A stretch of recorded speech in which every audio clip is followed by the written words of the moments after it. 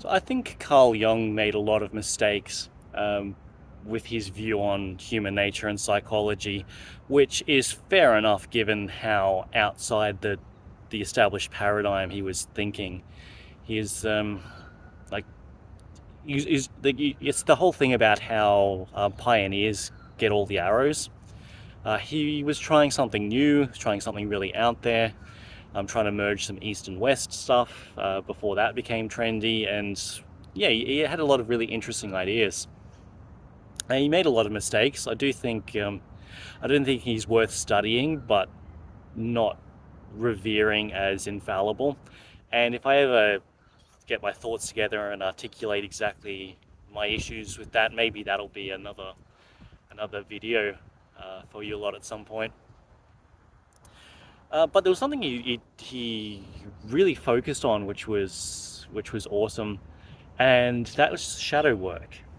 So the idea being that there's parts of your mind that are outside your conscious awareness, and there's a lot of value in becoming conscious of these things. Now, for some people already, that's like a mind-shattering idea. It's like, how could parts of my mind be outside of my mind? Like, isn't it all the one system? And it's like, yeah, it is. But there's layers to it. There's compartments to it. There's different parts of the neural network. Whatever your analogy for your mind is, it does vary. But the idea is that you are conscious of only so many things. Like the things that you can like consciously track is maybe like 5 or 10 different things. And this is why when you practice something, you get much better at it. And the classic example for this is learning to drive a car. The first time you learn to drive a car, it can be really overwhelming because it's like, okay, you got to pay attention to the steering wheel, and you got your brakes and your acceleration, and you got to keep track of the mirrors. You got to keep track of the vehicles around you, but there are also blind spots in those mirrors, so you got to keep track of the blind spots. And you're doing this while anticipating traffic flow and also keeping in mind your destination. So if you're thinking like, oh, a couple of kilometers down the road, I'll need to get in, I need to be in the right hand lane. I need to start thinking about that now. There's many different things going on there. And at the start of your driving training, each one of these things is a thing that you have to pay attention to. You have to pay attention to your hands on the wheel, and you have to pay attention to your feet and the pedals, and you have to pay attention to each mirror and your blind spots and all of that. But over time, your brain gets used to this. You learn what this is about, and you just sort of like group that into like one mental blob. And so the simple act of driving is you go, okay, I'm going to drive to work, or I'm going to drive home. And that's just like one thing now. It's like, yeah, it's one thing made up of millions of little things, but that's true of everything. Like the simple act of walking involves countless muscles firing in perfect sync in order to propel you forward. But you're not even conscious of most of that. And people experience this with driving. Like you can be having a deep and meaningful conversation, or you can be thinking about like a presentation you're going to give at work, and you sort of go into this bit of autopilot, which is not something I recommend, but it's most of the time that's perfectly safe.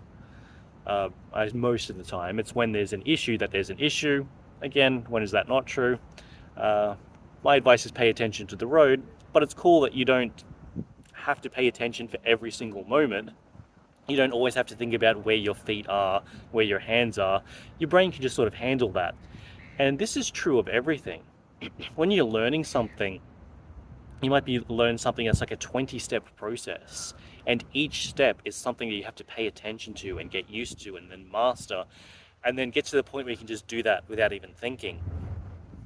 Once you do that and you get used to the flow and each step within that flow, then you just do the thing, and it just like it's as if another part of your brain takes over, because it does.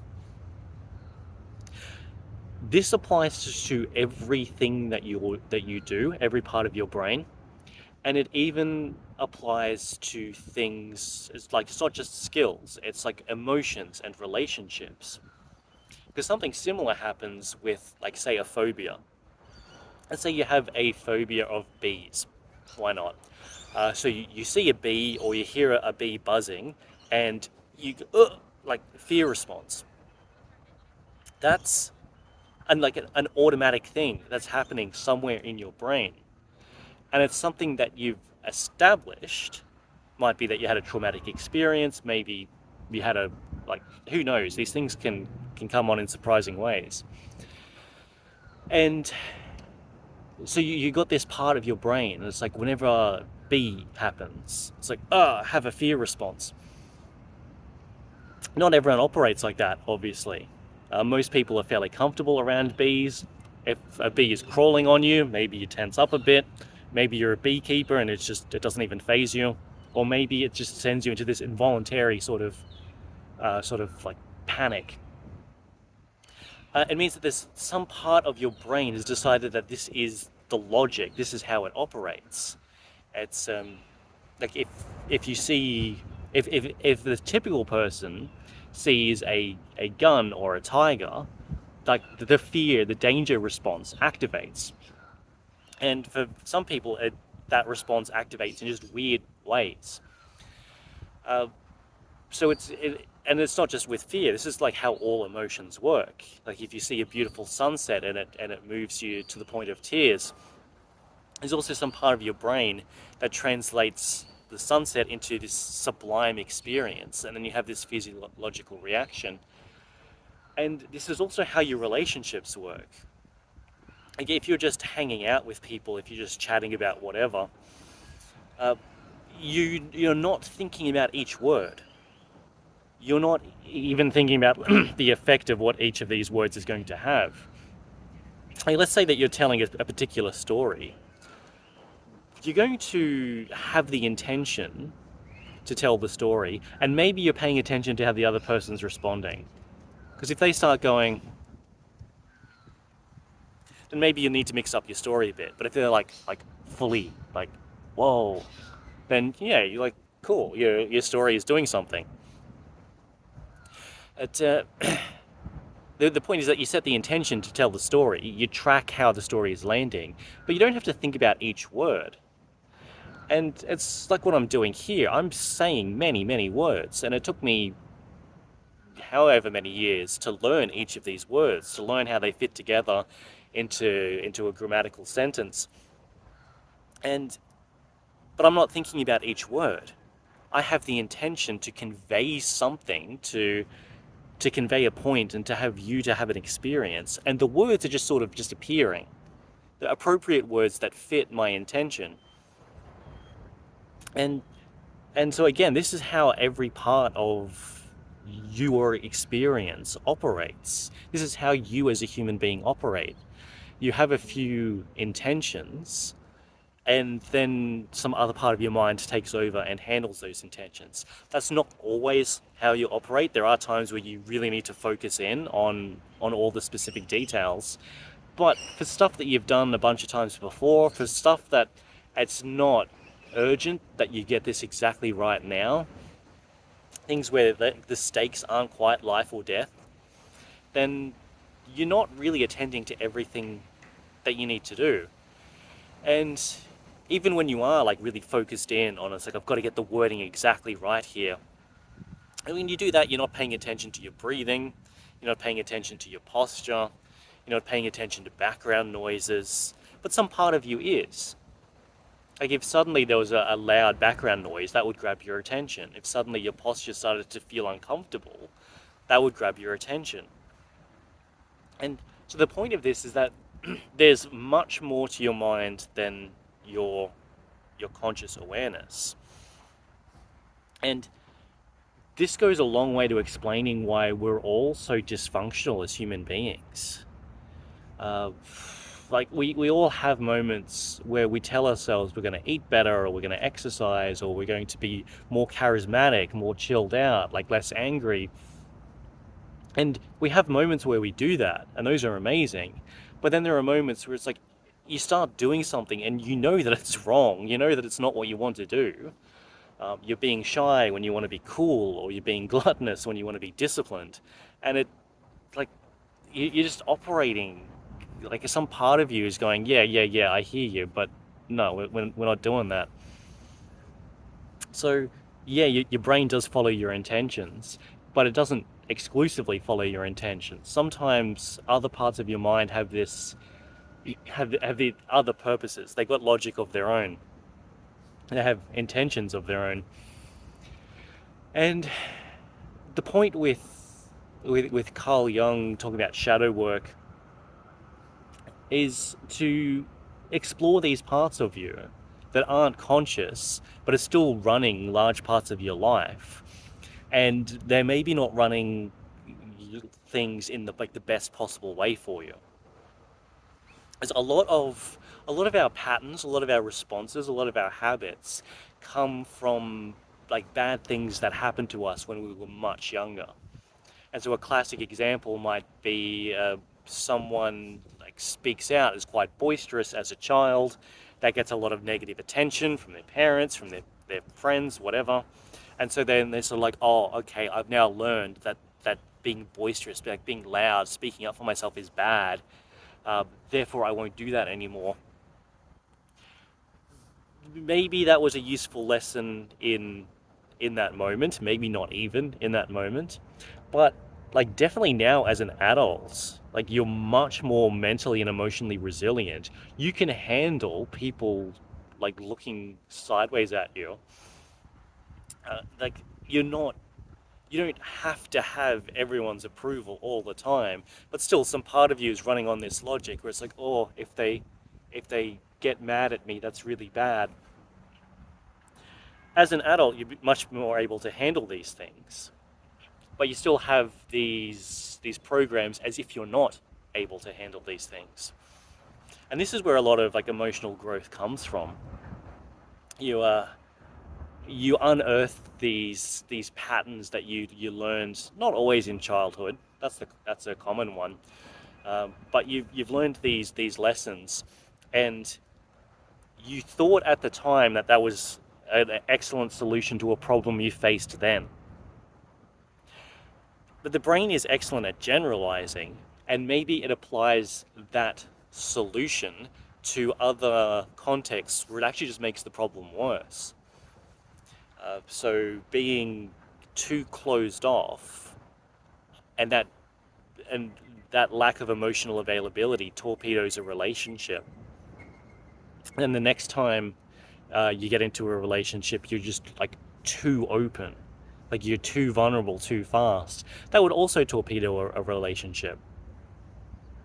A lot of the problems of your life come from operating these old patterns unthinkingly and automatically, and above all, inflexibly. Is that example that I gave? Yeah, there's a lot of value in being able to close yourself off emotionally from other people. Some people don't deserve your vulnerability. Some people will exploit your vulnerability, and some people like it's too much too soon. If it's the second date and you're weeping about like how your childhood dog died. For most people, that's going to be a bit too much. But there are times where it's useful to go there. Like if you're an actor, like far out. if if you're if you're carrying around some unresolved issues, being able to go there and resolve your issues on like an emotional level can be a really useful thing. The point with all of this is flexibility. There are times where it's going to be useful to be boisterous, and there's times where it's useful to be a wallflower. There are times where it's useful to be really open and vulnerable, and there's times to be really sort of like cool and a bit distant. There are times to be rational and times to be emotional. There are times to be strong, and there are times to sort of like take up as little space as possible. And the point with this idea of like the shadow self, this part of you that's like operating in the background, is that it has a habit, not always, but it has a habit of picking one approach across way too many contexts. And once you're able to free yourself up from that, then you're able to introduce some flexibility. Because it's like, yeah, if you are the CEO of a mid-sized company, you probably want to have a commanding presence. But if you're meeting the Pope or the President or your mother-in-law, maybe you don't necessarily want that same energy there at that time. Being able to turn on that energy when you want it, that presence, that domineering like masculinity, turning that on when you want it, but then being able to dial it back when you're not the guy in charge in this context. To be like a little bit more respectful, a little bit more uh, observant of the context. That's really useful. And that's where a lot of this value of this sort of like psychological development comes in. Even with stuff with phobias, my philosophy is that uh, flexibility is one of the most useful things to have, because there are times where you want to have a fear response to something. If a tiger does like just walks in front of you, a fear response in that moment is pretty useful.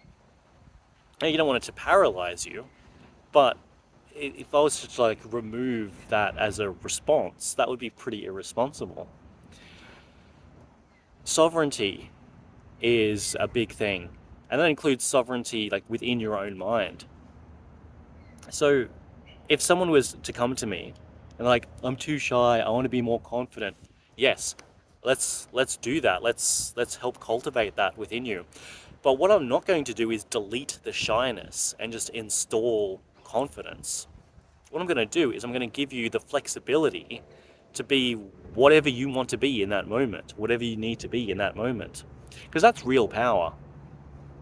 It's not about reprogramming people, and like psychological growth should really not be about taking one weakness and replacing it with a different weakness. Like that's a lot of effort for no real gain.